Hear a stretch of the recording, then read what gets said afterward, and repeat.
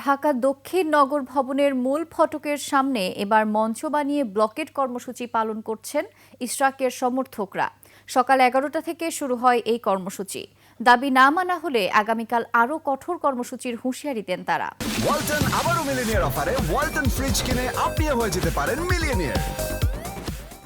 বিস্তারিত আরেফিন শাওনের রিপোর্টে।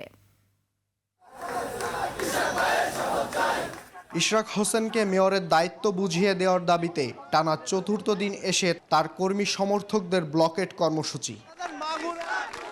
রাস্তা আটকে দিয়ে নগর ভবনের মূল ফটকের সামনে মঞ্চ বানিয়ে চলছে গান বাজনা।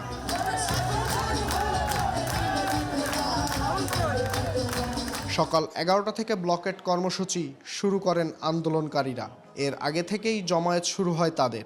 বেলা বাড়ার সাথে সাথে বাড়তে থাকে ইশরাক সমর্থকদের ভিড়। জনসাধারণ ঢাকাবাসী স্বতঃস্ফূর্তভাবে একত্রতা ঘোষণা করে কর্মসূচি পালন করতে চলে আসছে। যতক্ষণ পর্যন্ত শপথ পড়ানো হবে না ততক্ষণ পর্যন্ত আমরা এই ব্লকেট কর্মসূচি চলমান থাকবে।